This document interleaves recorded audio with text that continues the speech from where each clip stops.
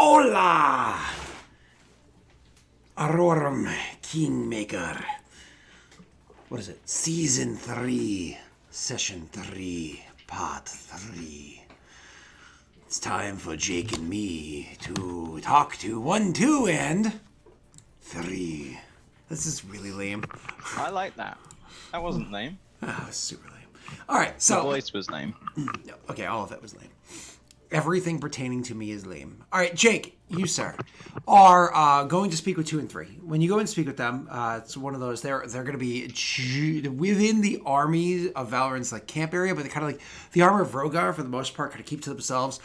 Some of them integrate outwards, but the bulk of them kind of like stay together. You know, and like they play their games. Whereas like some people are like, yeah, let's pass time. Let's play some cards. Let's throw some dice. Let's drink some alcohol. They're playing, face punchy.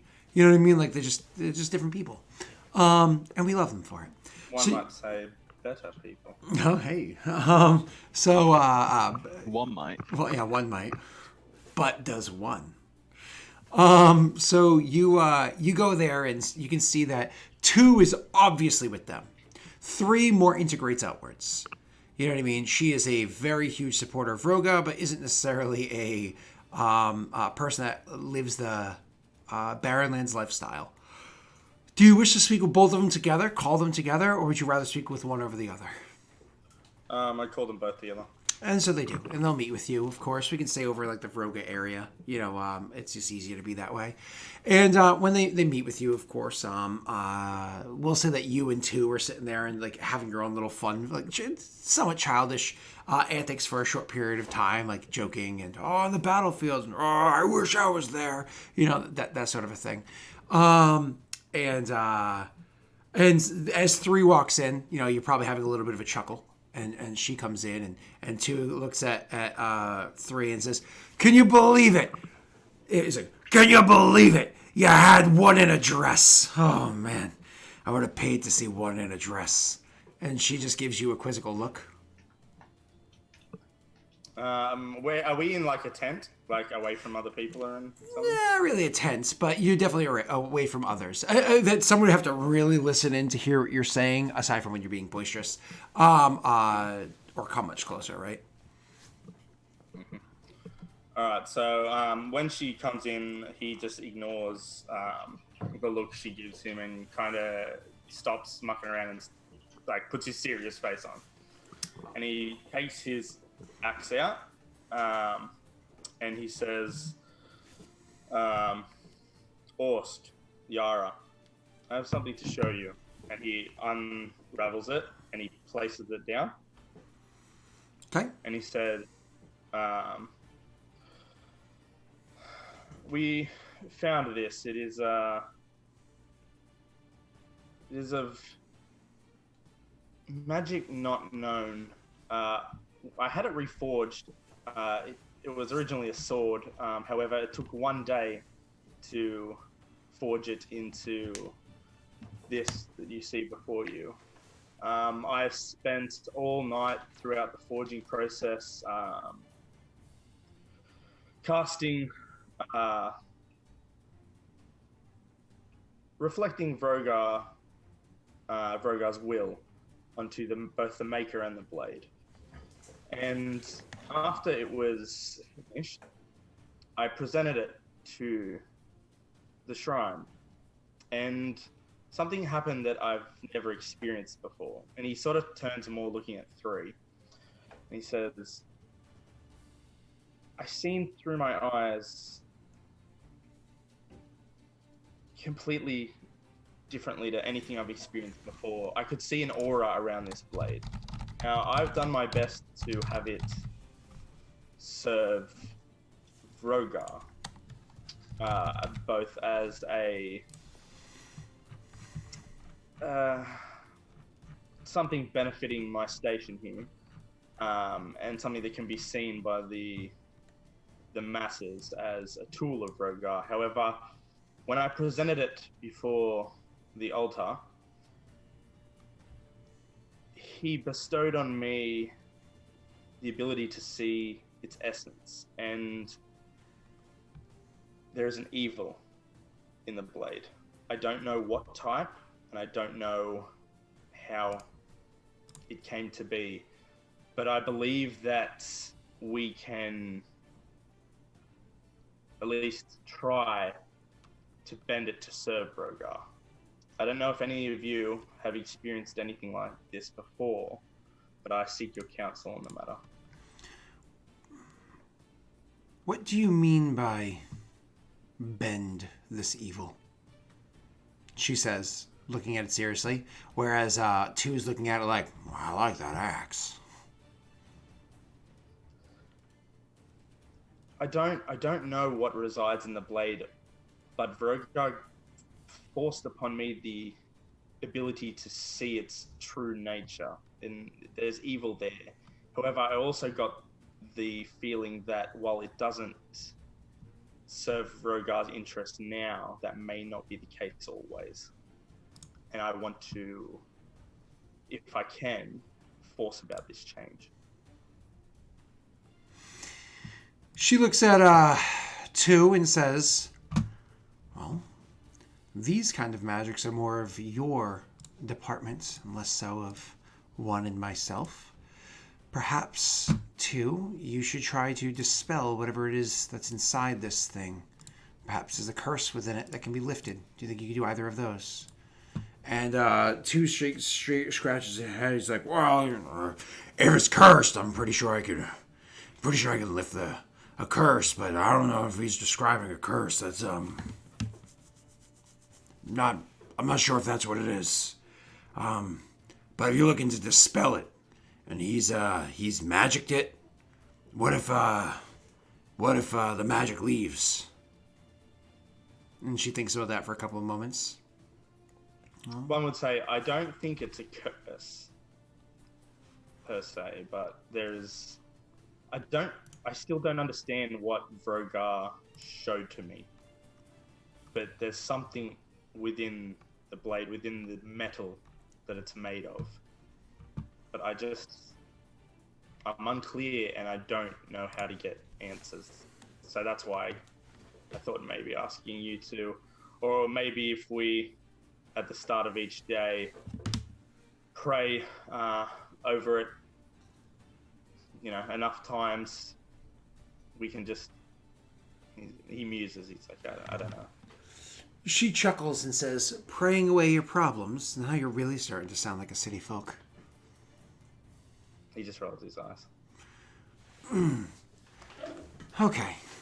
Describe to me again exactly what it was that they said this is. There's an evil that you've discovered. There's an evil inside of it. What else is this weapon?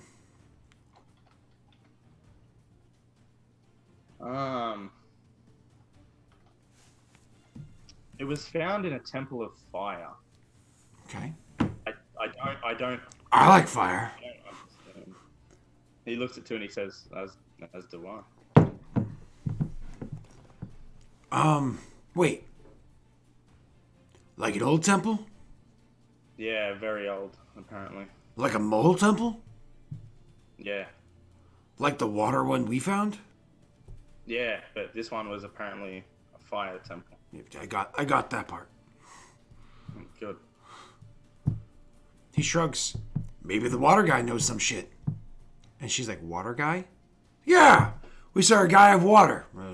A water guy. Couldn't really talk to him for shit. Well, just nods and he's like, yeah, there's a water guy. Maybe this water guy, she says, kind of confused a bit, will have some answers. Continue on. What else did they... It's found in a temple of fire, and it serves something else. How do you know it serves something else? Why do you even have it with you? Because you think it might be able to serve Roga? Are we not taking a chance that isn't worth taking? You're adept at killing with a different blade. He just looks kind of around and he says, there's something that resonates with me. I want this to work. I want to use this. This is a powerful blade. It would make me so much better in combat. two bursts out in laughter. He's got a badass axe and he wants to use it. Stop trying to ruin all the fun, 3. And she's just like rolls her eyes, men, sort of a thing. And she's like, very well. And the vision was given to you by Vroga, but you think the vision was a vision of hopeful manipulation of the blade as opposed to a warning as to its true nature? Or perhaps both, whatever the case may be. I believe both. The feeling I got was currently it's. Remind me, Scott. How was it that he felt that it didn't? Were the words you used didn't serve Vroga's interests now, but maybe possibly. That's kind of what you were inferring from it, is that maybe like it doesn't serve Vroga, but maybe you'd be able to do so in the future. Yeah. Well, he just kind of says. I mean, literally, your whole group is convert or kill. Like. Yeah. Go ahead. Yeah. So he says, I got this feeling that it just there's a possibility that I could have it serve Vroga, and in serving me doing Vroga's work, that may well be the extent of it. However, I don't know. There was something else that he chose to reveal to me, and I don't understand what that was. I do know that the metal is not of this world, but that is the extent.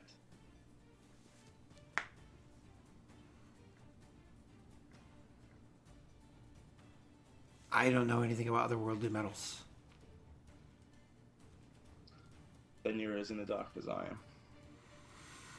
I guess it's a wait and see approach then. 2, just pulling it back down and try to chime in as to not rip out any more headphones, says, well, if I try to dispel it, depends on what kind of magics are on there. If they're like weak magic, like your magic, then it might go away forever. But if it's like true weapon of magic, it would hold it back temporarily, peel back the magic temporarily, but eventually it'll come back through. It would only temporarily dispel it. It's powerful enough to hide its true nature. Even Wherein, who seems to be adept at being able to detect things of that sort, could not see. It was only through Vroga that I was shown. Hide its true nature and behind what? He was not able to detect what I was. There is, like I said, there is something within the blade, in the metal itself. I don't know, but the feeling I got off it was not good. Well, the feeling that I'm getting isn't good. I like the idea of you imploring an item of ill will in Vroga's name. However, I'm not going to question your devotion to Vroga.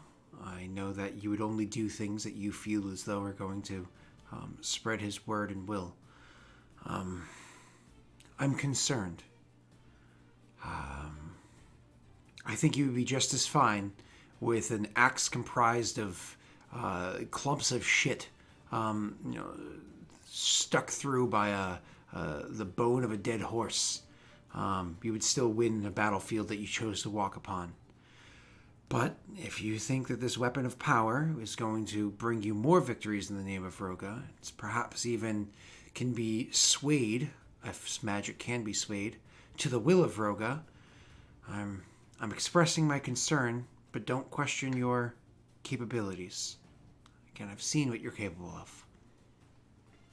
And she gestures at the army behind her of like 1,500 people.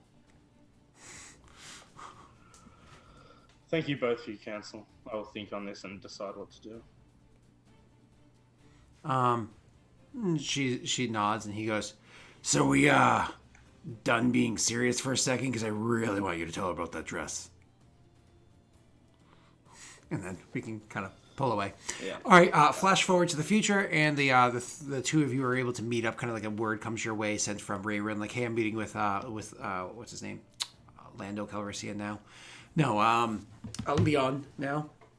And so you guys can go and meet once again with Leon Yeager about the more private matters. So when you go in there to speak with him, Neil, the council is much, much, much smaller. It's literally him. Elliot's not even there. Oh, shit. I just closed a tab that I wanted to open. 1 second. It's literally him. Arthur would probably be there. Yeah, so it's going to be Leon, Arthur, and one more check of something. Unless you didn't want them, the commanders of the other little groups. So Rayron's Riders is you. You would have the commander. Oh, you haven't chosen who commands the free folk yet, but we can deal with that afterwards. You'd have fuck, what's it called? Sorry. Three was three was going to command Roga's army, so it'd be 3, your leadership, and Leon and Arthur. Okay. Again, you don't have to extend an invite to 3. That's up to you. And usually, where 1 and 3 goes, 2 shows up as well. But again, you can, if you invite 3, 2 is just going to show up. You'd have to explicitly tell 2 not to come. I would invite 3. I was just there, so. Yeah, I've not got a problem with inviting 3, but let's explicitly ask him not to come. 1 wouldn't say that. You'd have to address that. So it's like, oh, hey, Bill, I'm so glad you're here. Cheryl, you're here too? Oh, hi, Ted. You came? Ooh, you got the invite then. Yeah. You did? That's funny. I don't remember giving you one. Funny that. Oh. I imagine Cedric is not invited, correct? Because somebody's asking in chat. Neil? Because Cedric would have left by now, because this is the evening. Cedric would have left by now if you didn't want him there. If you didn't explicitly ask for him, so. Wasn't this our own? Correct. He didn't want all the years for it.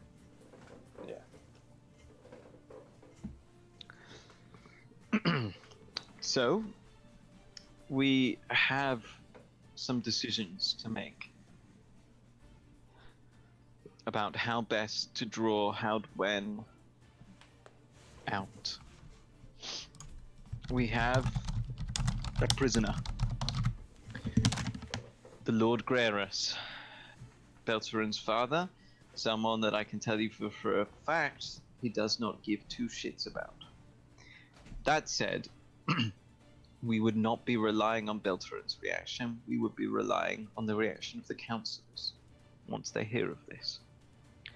Furthermore, other opportunities have presented themselves. Haude Gwenh are happy to wait. However, if they heard that Arcane Congress was coming for them, it may well expedite their progress. I hate to interrupt you, Chosen. This is Leon. Yeah, go ahead. But since your departure earlier this day, I've received a report from my scouts. Perhaps this might change what it is that you're about to say and what plan you're perhaps going to come up with. Please speak. As you said, Beltrin must have made his way back home because Haude Gwenh has already began to mobilize. As best we can tell, 2 armies, larger than the army that you met with before, though the exact size of the army I'm not aware of as of right now. Hopefully more scouts in the future will give us details. But 2 armies are leaving Haude Gwenh. One of the armies is heading north. It seems as though they're not done with their assault on Rid. One of the armies is heading directly west, perhaps to Hard or somewhere beyond. Perhaps they're meeting up with the reserves that they have there. We've discussed that there would be reserves there. It's very likely they're joining with them. Perhaps from Hard, they would then march north. But I know that soldiers are departing from Haude Gwenh as we speak, north and west.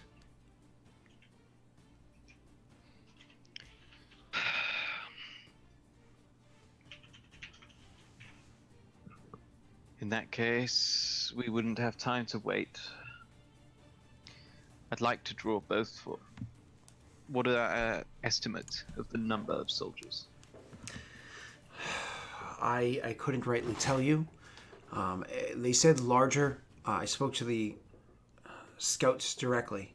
They said a larger number of soldiers. If I had to guess based off of the light details they gave me, 500 or more in each army.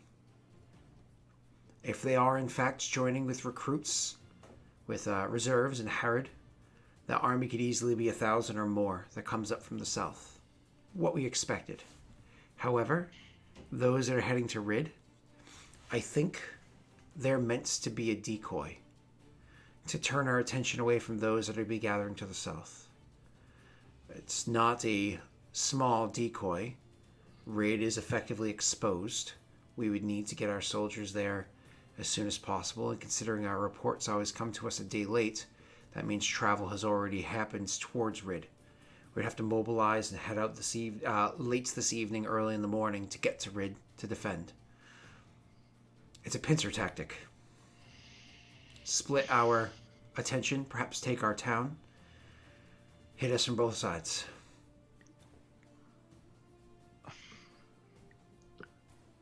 As I said before, I won't tolerate these people attacking Reed. They are innocent. Far more than we have. Claimed to be, at least.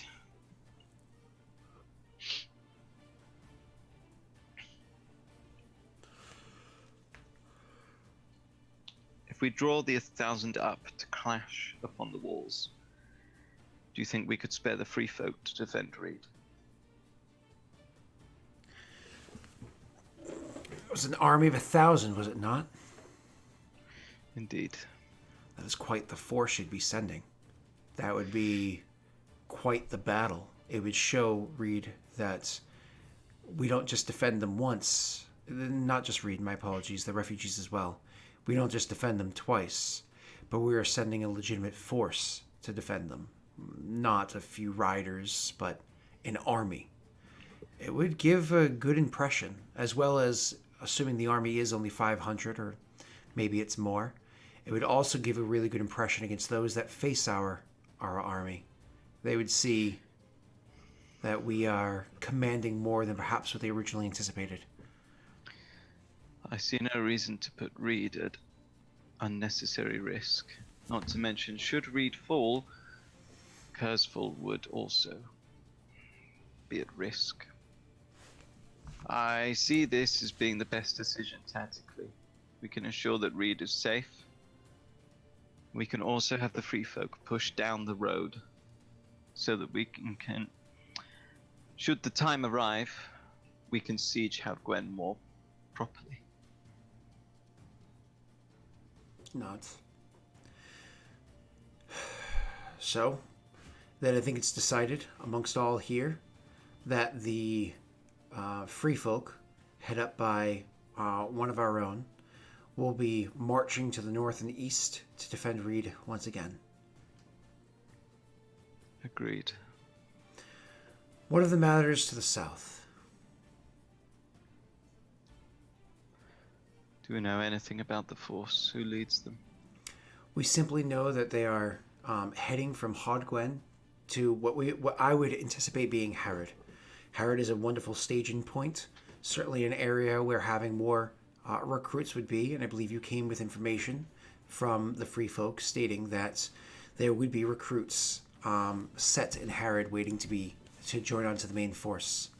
If there are 500 in Herod, which is certainly a community large enough to have that many recruit stations there and supported there, and there are 500 marching towards them, that would be another 1,000. If there's more than that, that would be quite the force. And they would be just outside of Vigil's walls once they cross the river.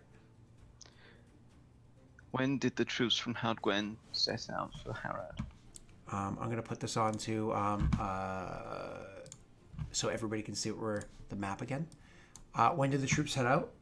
Of Haude Gwenh, you said? Specifically to Harad rather than Reed.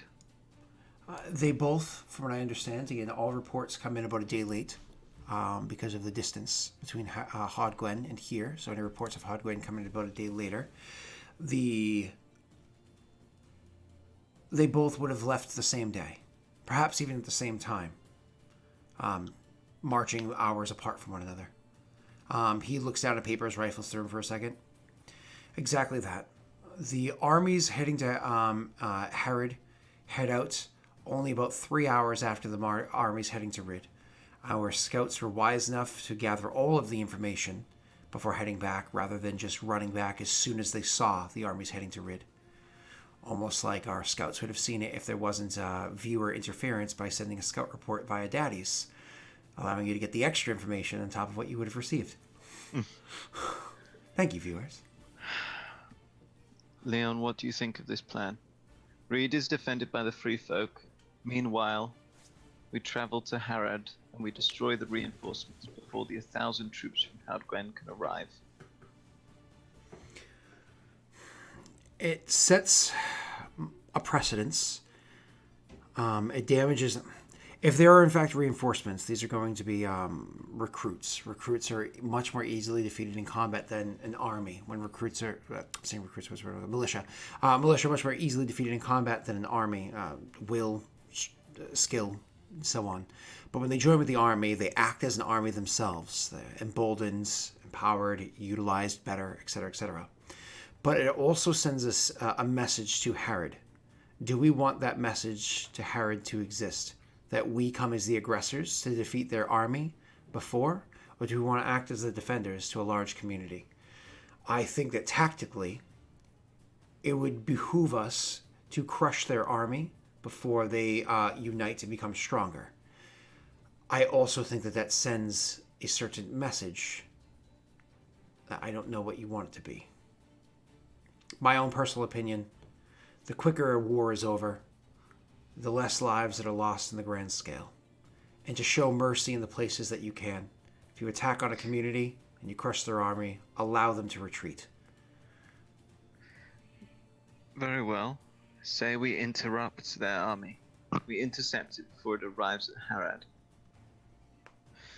Harad is part of Haude Gwenh's lands now. It won't quite work. We wouldn't be able to cut them off because the river causes an interference. If you actually look at it, looks at the pieces on the map. So I'm going to do it like this. If you look at where Haude Gwenh is, and you grab the army and you start traveling with them, 1 day out means that very likely in the morning they're going to be leaving from there. Tomorrow they'll be arriving in Harad, but probably late tomorrow. If we send our troops out tonight, we can get our troops. We're saying, just copy and paste. We can get our troops out tonight. By tomorrow night, we can get them to Harad. If we push them, I grabbed the wrong one, but it doesn't matter. If we push them hard enough, we could potentially get to them before the other army arrives, which isn't necessarily a bad thing. Crushing them right before the other one and then retreating immediately afterwards. But that river is what causes most of the issue here. As a matter of fact, the army of Vigil, heading out of Vigil, could get there sooner. But neither is there a representative of Vigil here to agree to these terms, nor are they very willing to attack beyond their walls.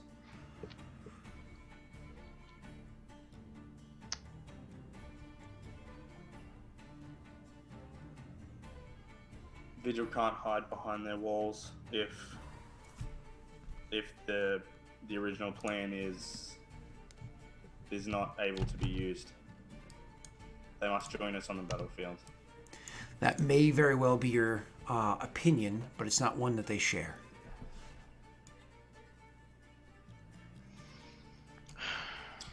What treaty did we sign with them? They were to aid us, correct? He nods and says, Chosen of the Blade, I mean no disrespect, nor do I mean to push any form of argument against you. I'm simply saying that if we were trying to push the boundaries of our dealings with them so early in the dealings, very likely they're going to be a bit more lackluster in how willing they are to aid us in our more dire times. This is the opening of the war, and it could be decided pretty quickly. But I think our original plan, if things fall to that, we want to function as best as we can hope for. Oop. Okay, General. The army of Valorant's only 500 people.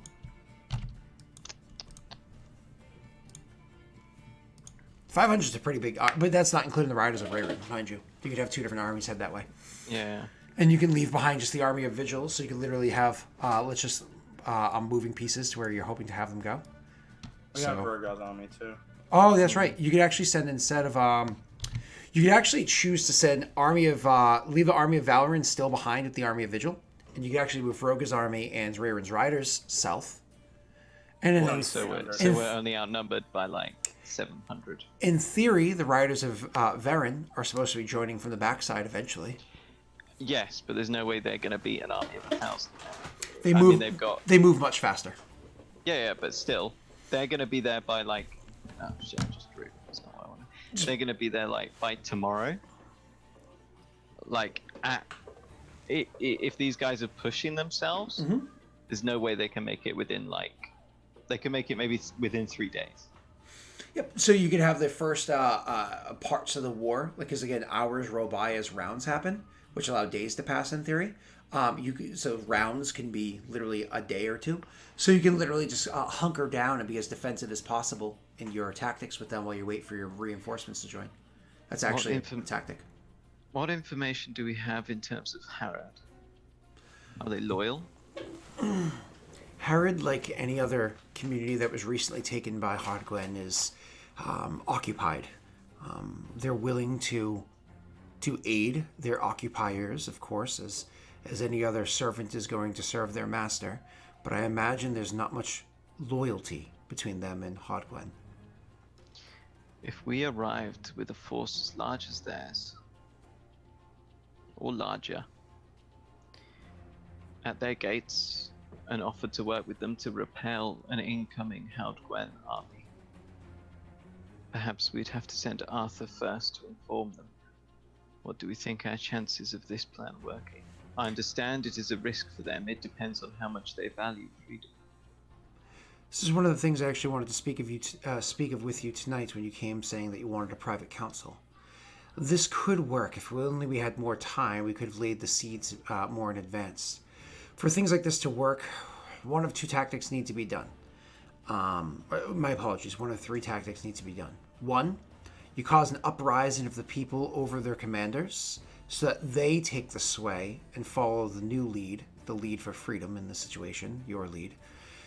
Two, you convince the commanders that are there that what they're doing is the wrong way and to come your way, you will be the victor in the end, and sway them with coin or whatever may have you. And then the third option is to sever the head of the snake. It would require a very small group to go ahead and handle it. We've seen how a tactic like that can be played out, however, as it was attempted in Kurzweil.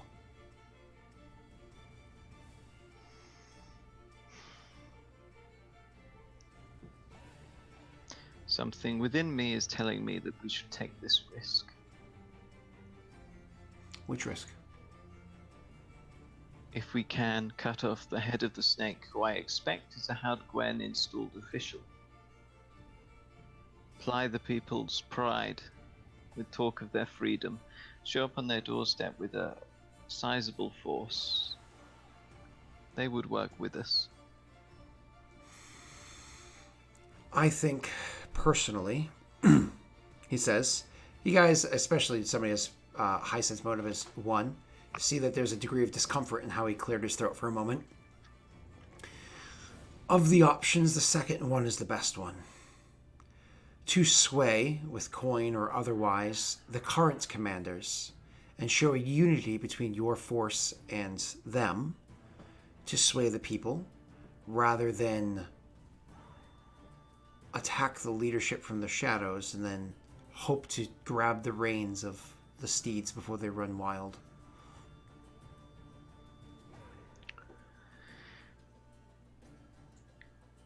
One looks around the room and he says, do we know if Harrod is ruled by a council or a single person?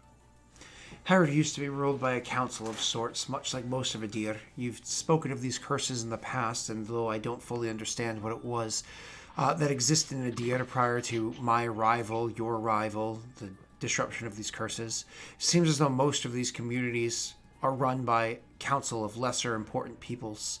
Probably how it was that they were able to maintain a community during such a time. So a council still operates? I don't know currently. We don't really have spies that have been able to be successful in getting information back from Harrod. If it was one individual, we missed Dwayne. I'd have a plan. But if it's a council, there is not much I feel I can do. I will go. I You'll can not go go alone. back much faster. I can take the riders with me, arrive at the gates, request a parley. If we can speak to them, then we stand a chance. I think it'd be foolish for you to go alone. I think if you are to head that way, at the very least, I understand what your tactic is here, Chosen. But I think you should move at the very least how it is that you generally do, with the other Chosen with you, or at least one more of them. Actually, I would say one with you. You alone, I don't know if you'd be able to survive the encounter should things turn sour, but the two of you have a tandem tactic that seems to pull you out of even the roughest of situations. This is true, but I feel we should set off tonight. He looks at one and says, are you tired? Mind you, you did just ride all the way here after spending an entire night, overnight, praying and helping to forge a weapon and so on and so forth. So yeah, you're pretty freaking tired, but he looks at you and says, in an almost challenging sort of way, are you tired? I could travel. I shall break the chains of sleep. I've done that! I did that! Yay! Woo! And that's why Scott's a broken man with a graying beard. I thought that was marriage and age. Nope. Betrayal of sleep. But go ahead. We didn't say anything, Scott. It was... Well, it's up to you. He was saying I could travel, and you didn't respond. Yeah, so I think we should take Wherein's riders and mobilize the army of Valorin and Broga's army. Oh, crap. Well, you want to move the army of Valorin as well? You don't want to leave them situated, building up your camp here? You want to move out. Move out. Now, alright, I'm going to teach you simple military tactics, Cisco. Yep. Go ahead. If we send like 200 or 300 people down. Yep. With another 200 coming from behind. Yep. Yeah. Yeah. Okay. So 200 with another 100 coming. No. That's 300 with another 200 coming. But go ahead. What? Where are you getting this number from? 100 for Baku. Yep. 200 for Rayron's riders. That equals 3, correct? Yeah. And then Varen has a 3.5 hex as a day movement speed. But we're not counting them because okay. So you want to pretend like they don't? Okay. But they're not gonna. Like, I understand that. Yeah, they will get there eventually. You're but fine. They're like You're fine. They're 8 hexes away. So you're just hoping to win by sheer numbers as opposed to, like, say, skill on the battlefield. I get what you're saying. Is Varen? That's not a bad tactic. That's how Gonna goblins run and into the- kobolds and orcs and whatnot. That's how No, but, real like, armies this- hurt. like- No, you're fine. Don't be defensive. They're Neil, I'm saying don't be real defensive. art. They're sending an art. No, you don't understand fine. what I'm saying, right? Yeah. And then we get an army of 500 people. Yep. 500 militia. Should they join us? I'm sorry. Yep. Then we have equal numbers, and we can just defend Harrod. So you're hoping that you bring down your 800 or so, and that you have another 500 or so join you. Because we need to be like, Harrod, look, we'll fight with you. We can free you, and we can't just turn up with a measly 300 because they'll be like, wait a minute, we've got more men. Yep. We're outnumbered. Yep. We'll be dead. And the army, I mean, the Vigils, 1,000 people, and Free Folk are 1,000 people, so they can hold down the fort over there for now. But what if round one happens the way it did in Ostrad? You just bring 100 soldiers. You smash their army at 500 one round, and you're like, no, don't run away! Join us. Well, I'm hoping that we don't have to fight them. I'd like just a diplomatic solution. Yep. I don't want to go there and have, Yep. negotiations were swift. Yep. No, I gotcha. Cool. No, so I understand exactly what you're saying. You're going to mobilize everybody, move them all down. Cool. I forgot to tell you this when I came back from break. It was one of the first things I wanted to say. I actually did the math while we were on break. Your BP for this past week was 7, by the way, was the consumption. So your consumption was 7. Correct. I think your treasury is still 30. Yeah, you still at 37. You guys are pretty hefty. So you're fine. Everything's fine. Right, okay. So my plan would be Wherein's riders ride down to Harrod, where we diplomatize them. Meanwhile, 3 and Brogar's army and the army of Valorin also made their way down to Harrod. By this point, we've already made chum-chums with the top dogs. Yep. And we intend to fight those boys. We either hold off an initial assault in Harrod, or they camp outside, and when the army of Valorin arrives, we attack the army of the thousands that is there. At this point, we significantly outnumber them and crush them. Lo and behold, the riders of Varen also arrive at some point in this, either lending further strength to us, bringing us up to a significant force, or we get fucked. You're riding down 8, hoping to turn into 13, with another 2 making it 15 joining the other side, fighting a big battle on an open field that wasn't anticipated against an army that didn't expect the battle to happen there, and then turn that victory perhaps into a retreat back to your base beforehand, or a march forward onto Haude Gwenh itself. In the meanwhile, Raid will have the soldiers of the Free Folk looking to defend it against whatever army is heading north. Sounds spectacular, sir. And based off of the little bit of information that you've received thus far, probably the best tactic for you to use. You cross your fingers and hope for more information to come your way, but in the interim, this is good. This is good to work with. Cool. Yeah, so we should, if the Riders of Varen arrive, we'll end up with a force of 1,500. Yep. I understand. Correct. Do you think that's a good plan, Jake? I know that the problem is that if Harrod don't agree with us, then it's awkward and we have to fight them, and that's bad. Yeah. But at the end of the day, we're just. I think that we're gonna have to fight Harrod. I do not think they'll join us. I think they will meet us as soon as they know, or at least hunker down as soon as they know we are there. I don't even think we're gonna get the chance. I think I'll roll a natty 20 on my diplomacy, and they'll all do the weird Scott salute where your fingers are Excuse me. And then they'll all file out and whoosh, like Spartans, ready to face the oncoming enemies. Do you hear this cockiness? He's just straight out saying, I'm a roll a natty 20. You guys realize that we're going to have to now spend some daddies to give the bad guys some luck on this battlefield, right? You realize he's literally asking you to empower... Spend some daddies to empower my people. To empower the enemy. We have to give them a fighting chance, guys. We can't have them just walk away with just clean victories across the board. Can we? Right, Norway? They have to learn some degree of humility, right, Norway? I'm appealing to your greater justice. Norway wants us to end this war as fast as possible with as few deaths as possible.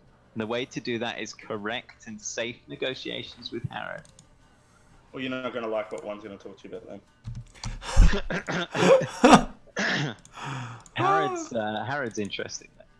One's interesting though because he wants to punish for something they didn't do. His plans for the. We'll send it back to Kurzpool later on. Don't worry. All right, so let's continue. So that is the plan, is to do everything that we just discussed, and we don't need to go over it again. We've already done more than enough. So you don't want to go over it once, Scott? No, we're good. I want to meet with Wherein before anyone moves out. Cool, and that's fine because there's also supposed to be the other conversation. So because you never have to finish your point, Neil, because I interrupted it with new information, right?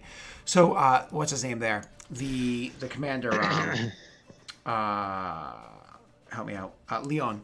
He does say there was the other detail that I was going to suggest. You had mentioned beforehand the peoples, the influence and whatnot that we have inside. So don't forget your point, Jake.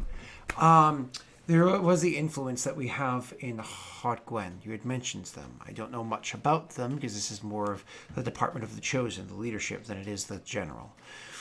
But if we have an ability to do any degree of influence, I would suggest we tap into all of those resources to have, what's the word I'm looking for?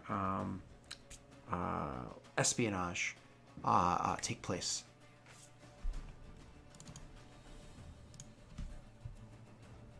I mean, that's actively taking place in terms of Vigil, Greyras, and Reed and Free Folk, I guess. Correct.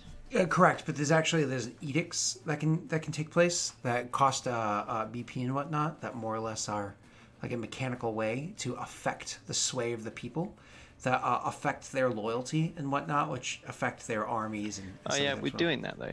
We've got aggressive kingdom edicts.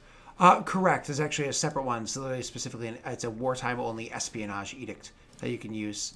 Yeah, that consumption. We can get to that afterwards, but he's just saying this doesn't have to pertain to me right now, so we can handle this afterwards. But why don't you contact all assets that you can and see if you can get that done as much as possible. Okay. So it's kind of like his suggestion there. Before once again we go to the two of you separate on the side, giggling and having your secrets with one another. Were there any other conversations that you needed to have with the various peoples here? Actually, I had one more person that was going to say something, but you first. Go ahead. Not that I can recall. Oh, Rayron's army has ranged. That's cool. Rayron's riders. No, not riders of Aaron, but Rayron's. Cool. Yeah, no, I can't think of it. Because Rayron had a point, but it was about drawing them to the walls, so that's fine. Because this will in some way draw them to the walls. Because you're looking to like beat them up or whatever? Yeah, I mean, if we thrash 1,000 people, then they're gonna be like, right, we need to just deal with this, okay? Yeah. They've occupied Harrods. They ran away from Harrods. Cool. So awesome, beautiful, sexy, love it. All right. Thank you very much. Then the last thing I was going to mention is what's his face there, Arthur. His little chime in is he's going to say, if I may, the battle to take place in with the Free Folk. It's a defensive battle, not an offensive one, like what the campaign that you're about to set out for. I would like to be the one to travel with them. If I do so, I know I can send word back to Leshev, and they would be more than willing to provide assets to aid us in this defense. As a second attack against the town, they can provide, whether it be food, pay, whatever it might be, to aid in the cost of this war. Good. That sounds good to me, Arthur. You should do your best to get what aid we can for Reed. They will need it given the influx of refugees, the coming winter, and the settling of the free folk in the area. He nods. Leon then turns to you guys and says, Arthur's more than welcome to take control of the army. He has experience in leadership. However, I believe it was originally discussed that perhaps Valrin, Commander Chosen the Hearth, would be the one to take this army. Who is it that you would like to lead it? Valrin or Arthur? Will Valrin be traveling with you? Perhaps he should stay here since all of our armies are mobilizing. so he can help coordinate with, what's this place called? Vigil. I don't know, because this is Tesh's decision. Well, it's kind of, you guys, Tesh isn't here, so you guys have to decide. Do you I'd want... consider sending him with the Free Folk because he's a good commander, and not only that, he's the chosen of the hearth. He's protecting the home. It's thematically fitting to me. Okay, so... I mean, it's not that far if he wants to yee himself out there and come back, is it? Mechanically, if Arthur goes, he does reduce the consumption, does provide defensive bonuses and whatnot to the army, and has a +3 in morale. Oh, does if he? Valorant... Where is he? He's not on... He's under your He has a handouts. +3 morale. That might be alright. He's a part of your handouts. Oh, yeah. +3 leadership 6, +6 morale, number of bonus. Whereas, if... Tactics. What's his name were to go? Oh, okay, let's send Arthur then, because reducing their consumption by 1 is good, and defensive tactics is also really good. Correct, yeah. And that allows kind of like, what's his name, to stay back here. And that brings me to my final point before I allow you guys to have your little side convo. The commander then says, I do have one more detail I wanted to go over with you, Chosen, before you head out of here today. And perhaps a reason why, what's his name, Valorant staying behind is a good idea. It seems as though you had a bit of a conversation with Octavia, the commander, and the other one inside Vigil in your last visit down this way. You spoke to them about a particular powerful item that one might use to control battlefields, communicate, and the like. Yes. Seems as though they've agreed to your terms. What were those terms exactly? Octavia will be more than happy to wear this item and be central communication for all of the soldiers. Do you find this agreeable? So Leon's not wearing it, right? That's what he's saying, correct. He says communication is key in winning a war, is his clearly measured response. She may do as she wishes.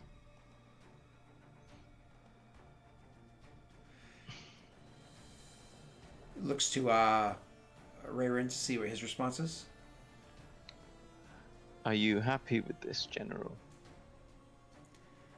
Again, I state communication. It is key, genuinely so. I for us to win understand this the war. importance of communication. I want to know whether you think that this is a good idea.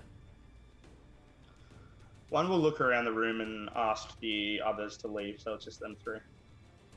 They immediately do so. Do you say anything right as they leave? One? After they leave, one looks at General Yeager and says, "Speak freely."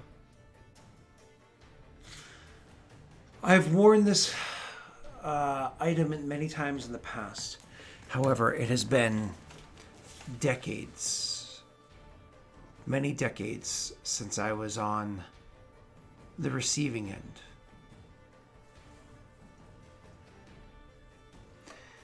It's not that I don't trust her. She has never given us a reason to not trust her. It's just that I'm a cautious person. I don't particularly like the idea of her having any power like that either, actually. However, I do not wish us to use it. You know my reasons why. Without us having strong communication, for instance, we sent Hinta to Ostrad. What has transpired there? None of us can answer that question. This is normal in war. It's just, and perhaps this is a failing of mine, accustomed to the luxuries of advanced equipment such as that item.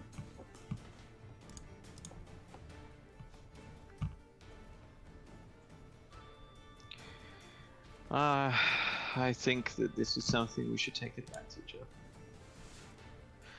Rather than bearing the chains of many, Leon, this time you will have only one. He nods. I'll still be there. I'll stay with the general, the acting general, and able to command all the troops that are immediately in our vicinity. I just won't be able to see over all battlefields at the same time, which is what the hope was. But rest assured that Vatgu's army, the Riders of Wherein, and the army of Daelric, and potentially the 500 militia that we can sway to our side, potentially they will also be able to hear my commands across the battlefield. Runners across the battlefield are easy to communicate with. I do not know how difficult this equipment is to use or bear, but if you feel that Octavia is unable to use it appropriately, inform us and her. She's pragmatic and she will not take offense.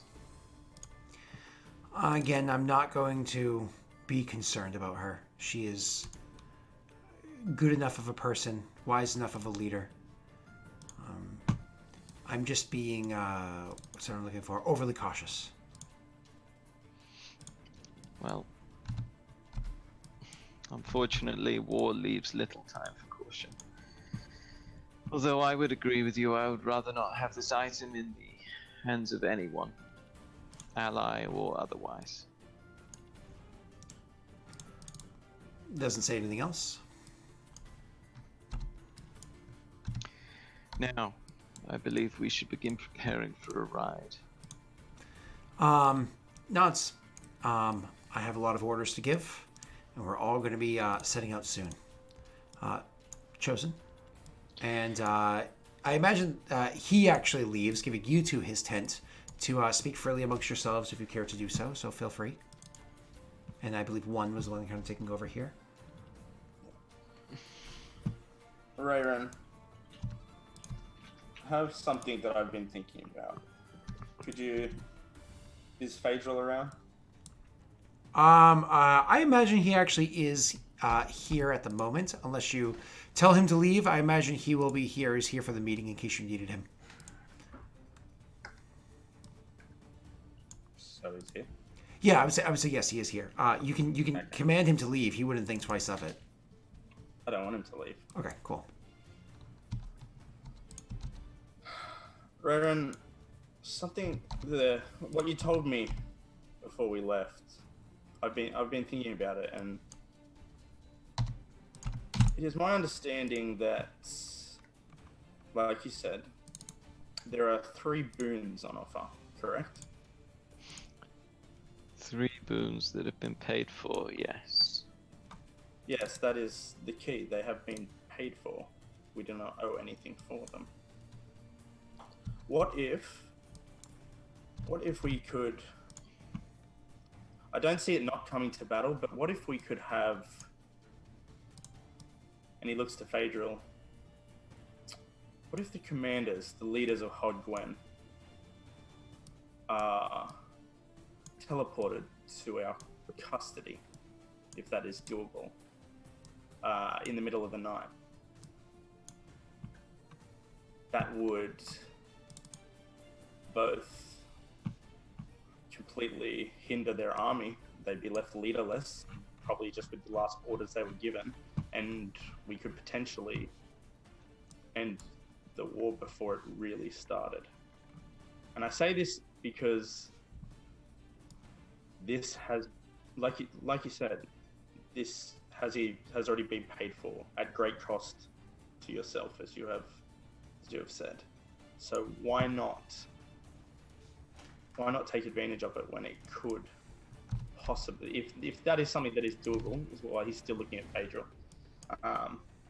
If we could have them more or less captured, we could force a surrender straight away. Maybe we might have to siege Haude Gwenh, but this could help us out. What are your thoughts? My first thought is what this might look like.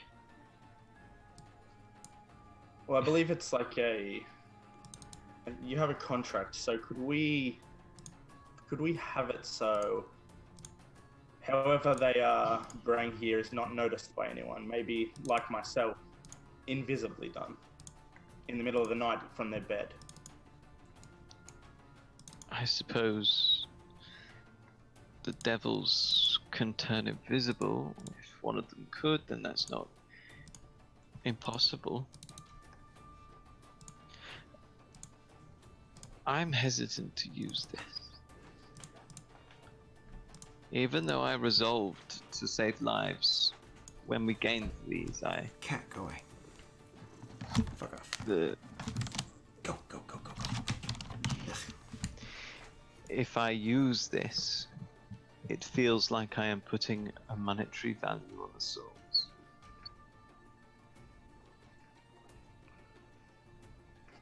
Kind of looks at you and he's like, hasn't that already been done? You, like we've said, it's already been. And he kind of tilts his head and says, paid for. In a manner of sorts, yes.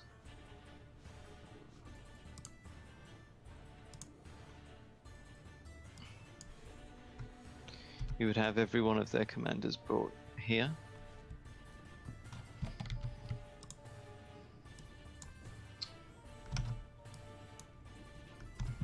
If we can set up some type of makeshift prison here, I'd prefer to do it in Curseball, but obviously we don't have time to go back. So it would have to be here.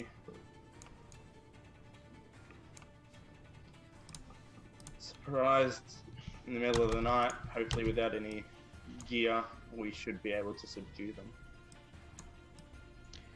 Possibly. They have a powerful spellcaster. Possibly.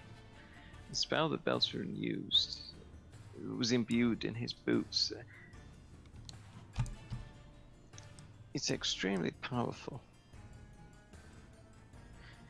If word got out of my associations, it may do us more damage than aid. We could silence that and we'd have them transported, in a manner of speaking, and we could just eliminate them. There's no knowledge then.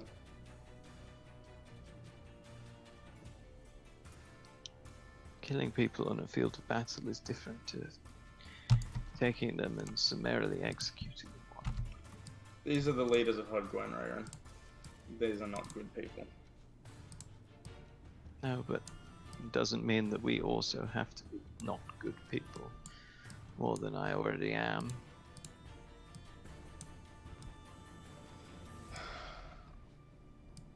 Well, I disagree. I don't believe that it's an evil act if they were to be executed. Honestly, if they were captured on the field of battle, that's what would happen anyway. But if you do not wish to, that is, it was just a thought. I thought I'd run it by you. It's not a bad idea. What if I don't get every possible value out of these boons? If I am underselling these, I have already sold these souls. If I don't use these boons properly, then I'm doing them an even greater disservice.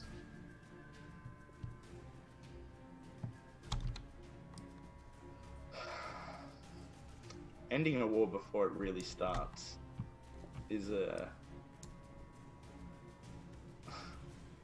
it's a big thing, but like I said, Rayron, if this troubles you, let's leave it at that. It's fine. I don't even know if it's possible either. I wanted to end the war before it began, with my previous action. And as we know from the Free Folk, Haude Gwen's army was basically decimated from what they had. You already saved a lot of lives. A lot. Don't forget that. What do you think Valorant would say to this? He's not here, so Matt. No. Sorry. Well, seeing as you haven't spoken to Valorant about this, and I don't know if you will. I don't. Not that his opinion doesn't matter, it does. But if he never knows about these things, we could never know. But you know Valorant.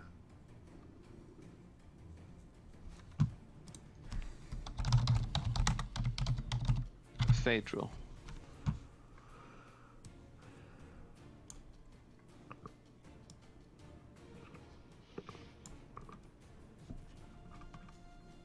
Scott! Oh, my apologies. When you said Phaedril, I was thinking you were talking to him. So you say Phaedril.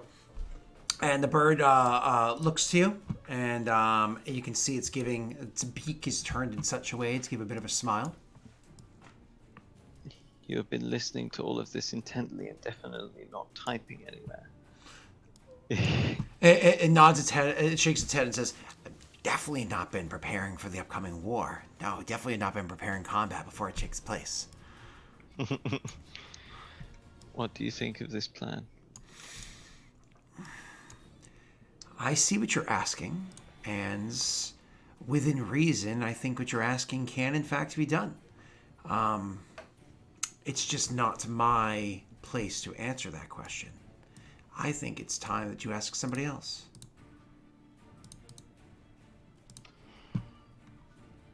Ooh, Before we get to that,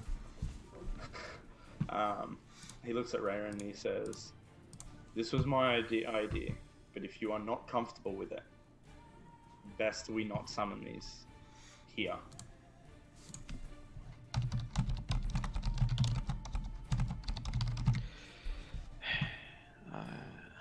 There's a lot that could go wrong.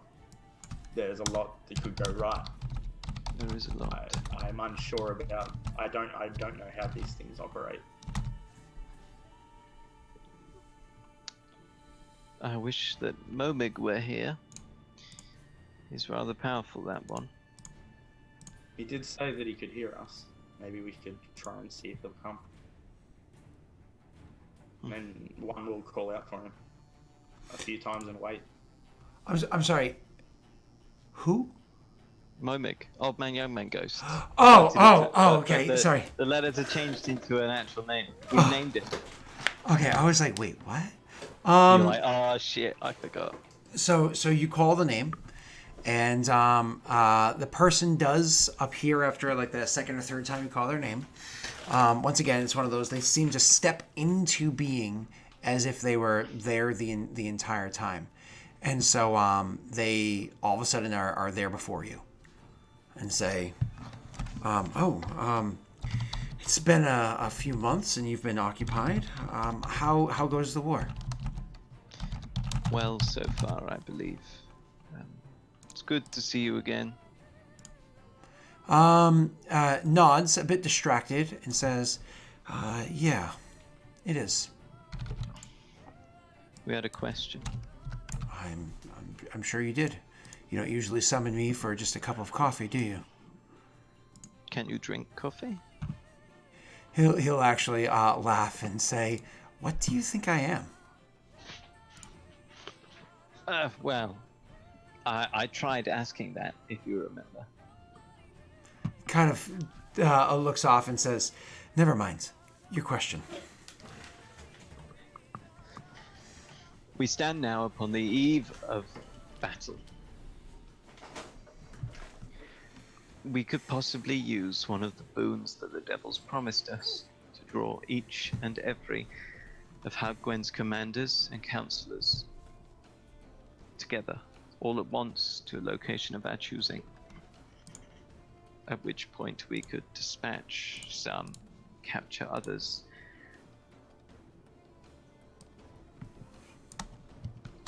Yes.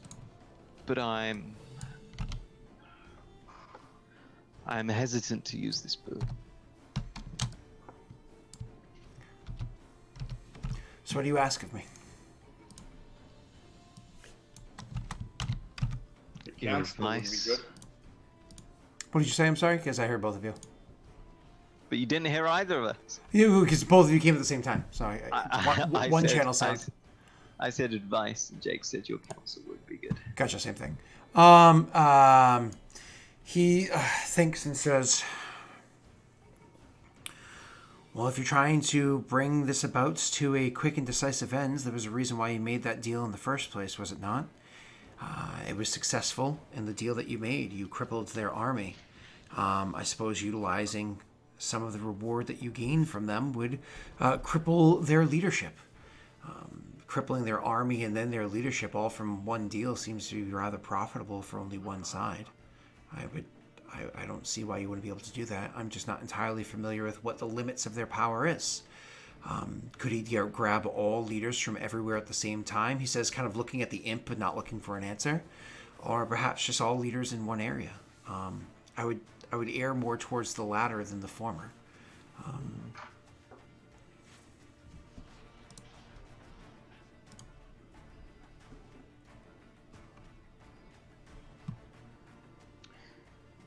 In which case, there's a possibility that they could grab every single council member during a council session.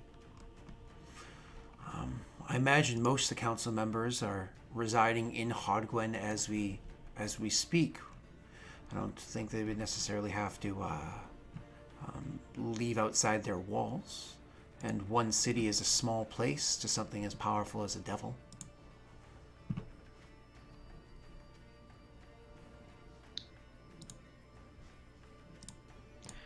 One, if you wish to make this decision, I will support you. However, I find now that I lack the ability to make this decision with a clear head.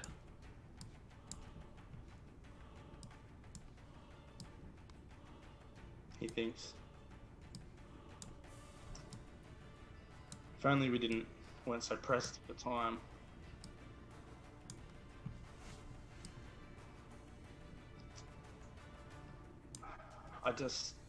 My only problem that I can see, because I think it's a good idea, is I don't know the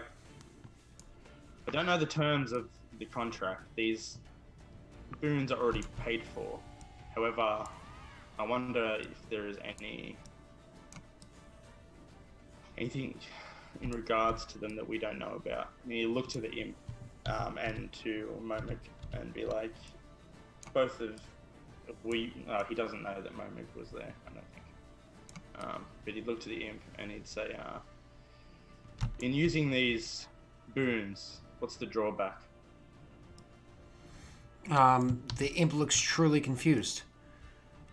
What do you mean by drawback? Is there anything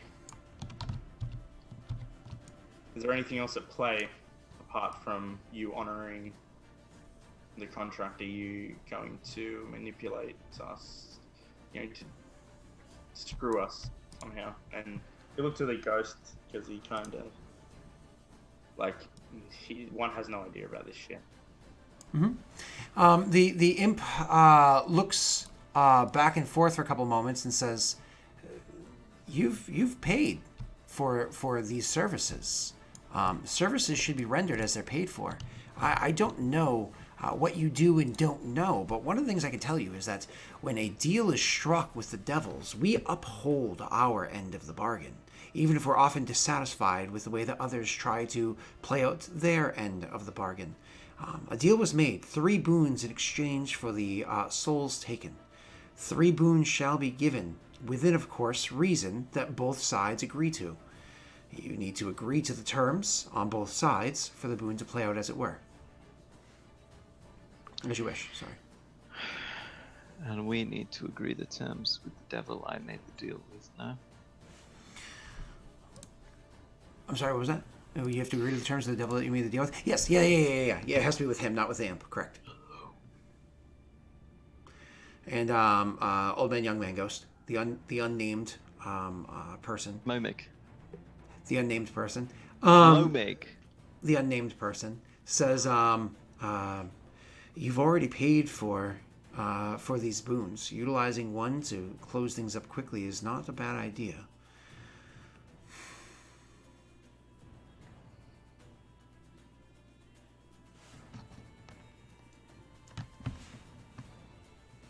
Then I'll take this upon myself. I'll make the decision here, if that's what you wish. He says, "I wish nothing but to see you succeed." He was talking to Rayan. Because Rayan is incapable at the moment, I think. I know, which is why he responded. Momik, how much longer until your protection is gone? He thinks for a moment. less than 3 months as of now. Then let us use this boon while we still benefit from your protection. He nods. I wish you the best. And with that, he looks to the imp and says, you already know his name. I need not be the one to say it. And steps away. Like kind of one of the ones that kind of steps out of reality. And the imp, I was like, oh, okay. Well, here? He says, looking around inside the camp. Inside like the commander's tent. No, it should not be anywhere near our troops. Nods and says, then a midnight ride it is. And the two of you would have to gather your horses and ride, or probably other horses, so yours can rest a bit. Ride a bit to the north, away from the camp, or to the west, or whatever, away from the camp and away from your people and so on and so forth. And with that, why don't we take a quick, tiny little break, 5 minutes before we come back and have a tail little end. I feel a bit guilty for like cucking Scott of the war he's worked for so many months. No, dude, please. I literally, and I mean this genuinely and truly. I like the world being open. I like people being able to go this way or that way. And the boons are there for a reason. So, I will be right back in just a couple moments.